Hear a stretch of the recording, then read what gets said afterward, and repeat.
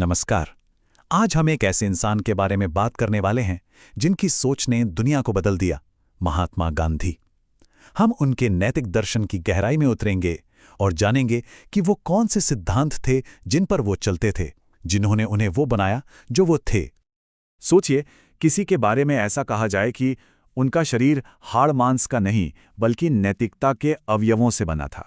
ये सिर्फ एक तारीफ नहीं है, ये उनके वजूद के, उनके होने के बिल्कुल केंद्र में झांकने जैसा है। तो यहीं से हमारा सबसे बड़ा सवाल शुरू होता है। जब हम कहते हैं नैतिकता, तो गांधी के लिए इसका असली मतलब क्या था? क्या ये सिर्फ सही गलत के नियम थे या कुछ और? चलिए पता लगाते हैं। अगर हमें गांधी की सोच को समझना है तो हमें उनकी बुनियाद से शुरू करना होगा, और वो बुनियाद थी नैतिकता। देखिए, गांधी जी के लिए नैतिकता कोई रूल बुक नहीं थी कि ये करो और ये मत करो। नहीं, उनके लिए तो ये हर चीज का आधार थी। मतलब आप जिंदगी जी रहे हों, राजनीति कर रहे हों या धर्म का पालन कर रहे हों, नैतिकता सबसे जुड़ी हुई थी। उसे अलग किया ही नहीं जा सकता था। इसीलिए तो वो कहते थे कि नैतिकता के बिना आजादी का कोई मतलब ही नहीं है। सोचिए, उन्होंने साफ मना कर दिया कि वो हिंसा, धोखे या खून खराबी से आजादी नहीं लेंगे। क्यों? क्योंकि उनका मानना था कि ऐसी जीत तो खोखली होगी। उनका ये कहना कि धर्म के बिना राजनीति मौत का फंदा है, ये साफ बताता है कि वो नैतिकता को राजनीति से अलग देखते ही नहीं थे। और यहां धर्म का मतलब उनके लिए नैतिकता ही था। ये दोनों चीजें उनके लिए पब्लिक लाइफ में एक दूसरे से पूरी तरह गुंथी हुई थीं। तो ठीक है, नींव तो नैतिकता की हो गई, पर इस मजबूत नींव पर वो बनाना क्या चाहते थे? उनका आखिरी मकसद क्या था? वो था सत्य। आप गांधी जी का सत्य सिर्फ सच बोलने तक सीमित नहीं था। नहीं, ये बहुत गहरी बात थी। उनके लिए सत्य परम वास्तविकता थी, मतलब जो असल में है। इस हद तक कि उन्होंने कहा, सत्य ही ईश्वर है। और ये जो विचार था ना, सत्य ही ईश्वर है, ये रातों रात नहीं आया। ये एक सफर था। पहले वो कहते थे ईश्वर सत्य है, फिर उन्हें लगा कि सत्य तो ईश्वर के कई गुणों में से बस एक है, और आखिर में वो इस नतीजे पर पहुंचे कि नहीं, असल में सत्य ही ईश्वर है।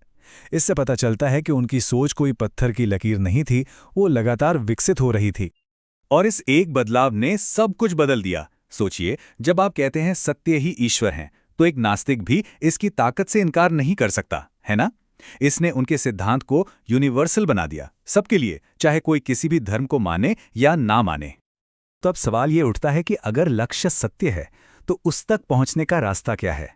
गांधी के लिए इसका जवाब बिल्कुल साफ था। सिर्फ एक ही रास्ता था, अहिंसा का रास्ता।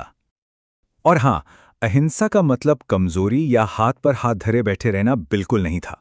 गांधी जी के लिए तो ये इंसान के पास मौजूद सबसे बड़ी ताकत थी।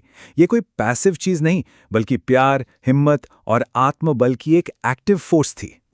इसका एक बहुत ही अच्छा उदाहरण है, जब चर्चिल ने मजाक उड़ाते हुए उन्हें नंगा फकीर कहा, तो गांधी जी ने इसे अपनी तारीफ माना। उन्होंने कहा कि वो तो बहुत समय से यही बनने की कोशिश कर रहे थे। ये है अहिंसा का बल, आक्रामकता का सामना विनम्रता से करना। गांधी जी ने अन्याय के सामने 3 रास्ते देखे। एक, कायरता, यानी अन्याय से भाग जाना। दूसरा, हिंसा, यानी ताकत से उसका जवाब देना।